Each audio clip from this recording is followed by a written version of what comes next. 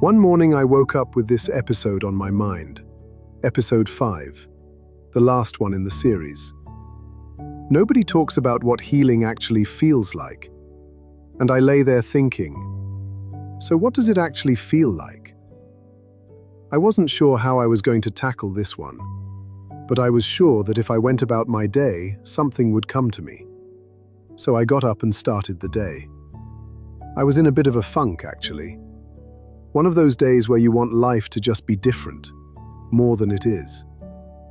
I'd been feeling like this for a few days and had realized I hadn't been doing some of my self-care things, going for a walk, eating better. So the day before, I'd promised myself I'd go for a walk. And I went. Wasn't really feeling it, but I was out in nature and the sun was shining. That's something, right? Later on, a letter came through the post. Council tax bill. And instantly, before I'd even opened it properly, the old feeling was there. That particular dread, the money panic, the tightening in the chest. Turns out the bill had gone up 5.1%. That was it. Nothing catastrophic, just a number on a page. But my nervous system didn't wait to find out the details. It just reacted. My mind did its usual thing, overthinking, spiraling. At one point, I'd convinced myself I hadn't been paying the right amount for months, that I'd set something up wrong. None of it was true. But when you're in it, you can't see that. Just those old, familiar voices. Look, see, you're messing things up again. I found myself thinking, why is this my life? Where are my breaks? I need something to change and I don't know how to change it. I ended up on my knees, proper praying, from the heart. Please, just give me some safety. Help me become better than I am. Help me address whatever is in me that keeps getting in the way. I lit some Palo Santo, said a prayer, lit a green candle. And then I was officially fed up.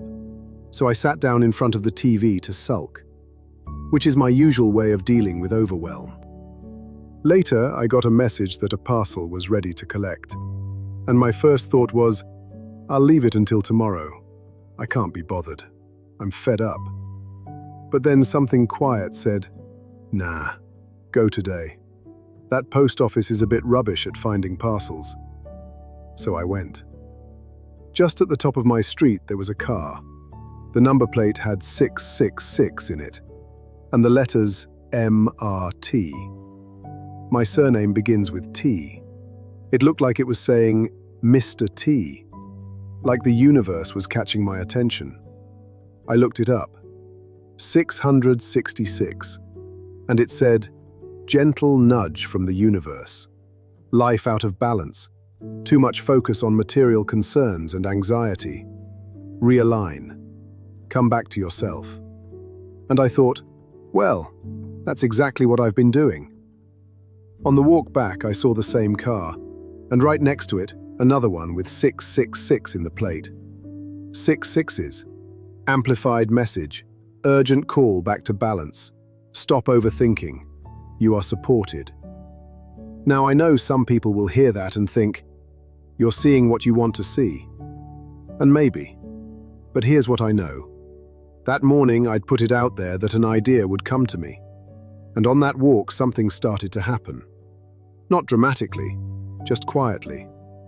I started to see the day differently, because up until that point, all I'd been able to see was the council tax bill, the panic, the spiral, the convincing myself I'd messed something up that I hadn't even messed up, the prayer on my knees, the candle, the Palo Santo, the sulking in front of the TV. That's all I could see. But on that walk, I started to notice something else. I'd gone for a walk that morning, before the letter came, before any of it. I'd made a promise to myself the day before, and I'd kept it. Got up, drove to the park, went out in the sunshine even though I wasn't feeling it. I'd kept a promise to myself, and I'd completely failed to notice that. And then there were the sixes, the universe catching my attention in the way it does. And instead of brushing past it, I'd stopped, looked it up, sat with what it said. Too much focus on material things. Come back to yourself.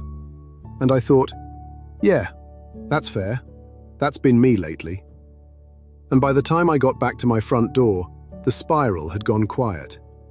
And in that quiet, the whole script for this episode was there, fully formed, ready to write down. I'd put it out there that morning that something would come, and it came. Not despite the council tax bill and the panic and the prayer and the sulking, because of all of it. That's what co-creation actually looks like. Not a clear sky and a calm mind and the perfect conditions. A messy, ordinary afternoon, and something meeting you in the middle of it.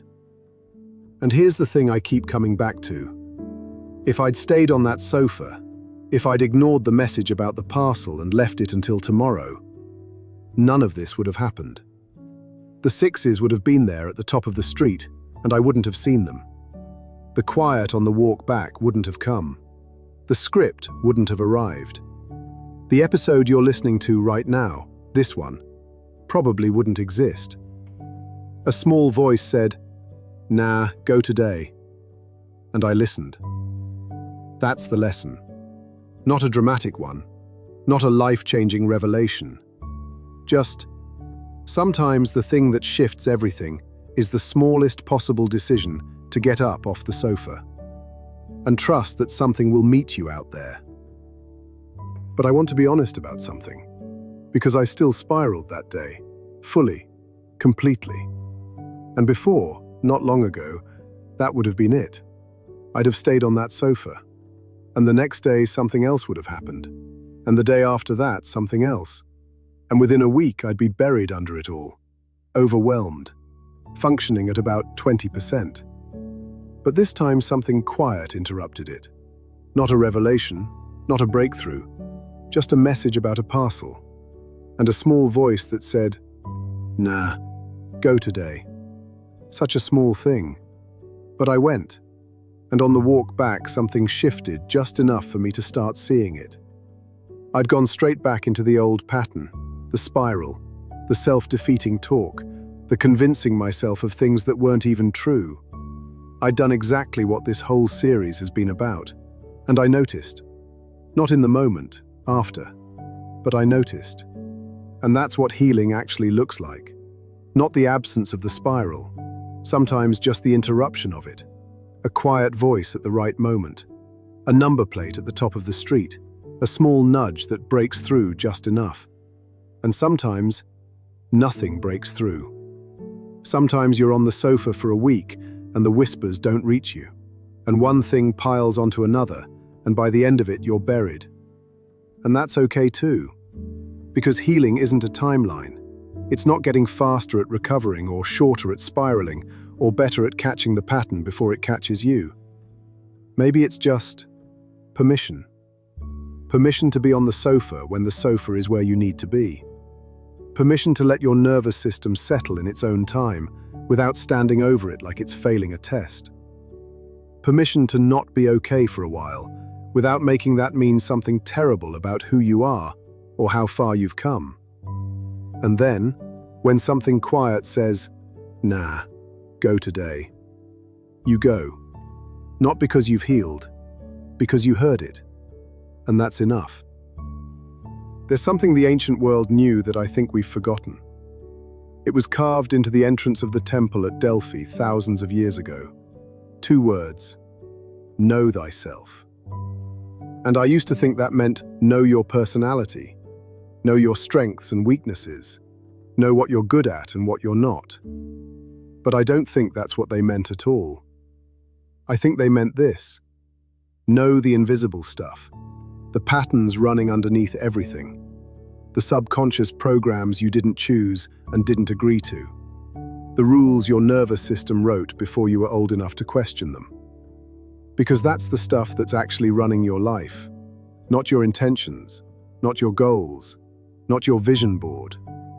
The invisible architecture underneath all of it. And it's elusive. That's the thing. The subconscious doesn't announce itself. It just runs, quietly, constantly, shaping everything you think and feel and do without you ever realizing it's there. The work, the real work, is developing enough awareness over time to start seeing what was previously invisible. Not all at once. Not after a weekend retreat or a 30-day program.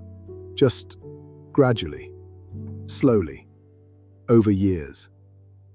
A pattern becomes visible here. A trigger makes sense there. A behavior you thought was just personality turns out to be protection. And the more you see yourself clearly, the more you know yourself in that deep, ancient sense, something else starts to happen too. You start to see other people differently, with less judgment, more recognition. Because you know what the invisible stuff looks like now. You've seen it in yourself. And when you catch a glimpse of it running in someone else, in your family, in your friends, in a stranger having a bad day, instead of frustration, you feel something quieter. You see a soul working through its own lessons, running its own programs, doing the best it can with what it learned. And that seeing, that deep recognition of another person's invisible stuff, that's a different kind of kindness than just being supportive or generous. It's the kindness that comes from actually knowing yourself well enough to understand what it means to be human. Know thyself. They carved it in stone thousands of years ago, and we're still figuring out what it means. But I think this is it. I think this is exactly what they meant. I don't know how long this journey takes. 10 years in and I'm still getting council tax bills that send me to my knees. Still lighting candles. Still asking for help. Still noticing number plates at the top of the street and wondering if something bigger is trying to get my attention. And I think it is. I think something bigger is going on this planet of ours. And I think the people doing this work, the quiet, unglamorous, nobody sees it work of actually knowing themselves, are part of something that matters more than any of us fully understand yet. Keep going. Not because it gets easy, because it gets real. And real is worth more than easy ever was. This is Afro Sage.